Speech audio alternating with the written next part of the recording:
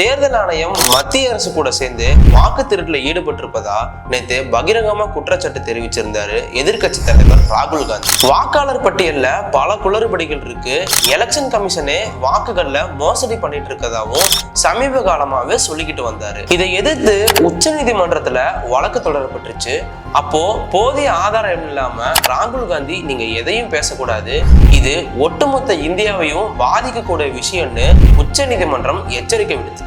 இதுல கடுப்பான ராகுல் காந்தி நேற்று டெல்லியில இருக்கிற ஒட்டுமொத்த பத்திரிகையாளர்களையும் கூப்பிட்டு தேர்தல்ல எப்படி மோசடி நடந்துச்சுன்னு கிட்டத்தட்ட 30 நிமிஷம் ஸ்லைடு ஷோ காட்டி விளக்கி இருக்காரு. அதுல அவர் சொன்ன காட்டின விஷயங்கள் ரொம்ப அதிர்ச்சிகரமா இருக்கு. நேத்து ராகுல் காந்தி பேசினதை பத்தி டீட்டெயிலா பார்க்கலாம் வாங்க. முதல் முறையா ஓட்டு போடுறவங்க பெரும்பாலானவங்க 18 இருந்து 20 வயசு இல்லாம 80 வயசான நபர் முதல் வாக்காளரா சேர்க்கப்பட்டிருக்காரு. ஒரே அட்ரஸ்ல 45 வாக்காளர்களை பதிவு செய்யப்பட்டிருக்காங்க. தொழிற்சாலை விலாசத்தை வச்சு வாக்காளர்களை சேர்த்திருக்கிறாங்க. சில வாக்காளர்களுக்கு போட்டோவே கிடையாது. ஒரே தொகுதியில 12,000 வாக்காளர்கள் சேர்க்கப்பட்டிருக்காங்க. 0ங்கிற வீட்டு நம்பர்ல சுமார் 4,000 வாக்காளர்களை சேர்க்கப்பட்டிருக்காங்க.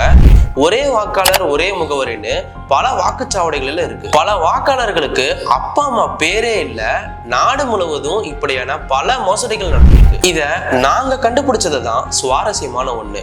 சமீபத்துல மகாராஷ்டிரால நடந்த தேர்தல்ல எங்க கட்சி படு தோல்வி அடைஞ்சிருந்துச்சு. அதே மாநிலத்துல மக்களவை தேர்தல்ல நாங்க பயங்கரமா ஜெயிச்சிருந்தோம். அது எப்படி மக்களவை தேர்தலுக்கும் சட்டமன்ற தேர்தலுக்கும் இப்படி ஒரு வித்தியாசம்னு தேடினோம்.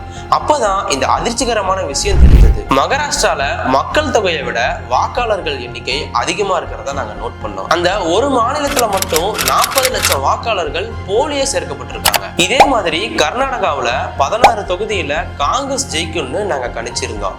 ஆனா 9 இடங்கள் தான் கிடைச்சது.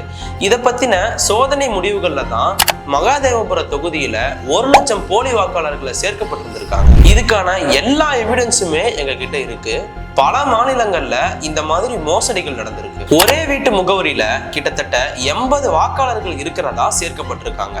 புதிய வாக்காளர்களை சேர்க்க பயன்படும் படிவம் 6 ரொம்ப தப்பா யூஸ் பண்ணியிருக்காங்க. இப்ப நான் சொன்ன எல்லாமே தேர்தல் ஆணையத்துக்கு தெரிஞ்சே அவங்க உதவியோட செய்யப்பட்டிருக்கு. தேர்தல் மேல சந்தேகம் வந்ததும் எங்களோட குழு பல தகவல்களை சேகரிக்க ஆரம்பிச்சது.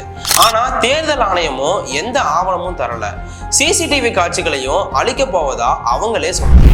நாடு முழுக்க நடந்திருக்கிற வாக்கு திருட்டை மறைச்சி ஆதாரங்களை அழிச்சு மோசடியை மறைக்க பார்க்குது தேர்தல் ஆணையம். இப்போ நான் இங்க சொன்ன எல்லா குற்றச்சாட்டுக்குமே என்கிட்ட முறையான ஆதாரம் இருக்கு. இதை வச்சு நாங்க கண்டிப்பா நடவடிக்கை எடுப்போம்னு காட்டமா பேசியிருக்காரு. இதை பத்தி தேர்தல் ஆணையத்துக்கிட்ட கேட்டப்போ ராகுல் காந்தி சொல்றது எதுவுமே உண்மை இல்ல, அவரு மக்களை தவறா வழி நடத்தினாருன்னு மட்டும் சொல்லி முடிச்சிருக்காங்க. இதுல ராகுல் காந்தி சொன்னது உண்மையா இருக்குமா இல்ல இப்படியும் செய்ய முடியுமா? இதுல நீங்க என்ன நினைக்கிறீங்கன்னு கமெண்ட்ல சொல்லுங்க. இந்த மாதிரி இன்ட்ரெஸ்டிங்கான பல அரசியல் தகவல்களை தெரிஞ்சுக்க தெற்கின் குரல் சேனலை சப்ஸ்கிரைப் பண்ணிக்கோங்க.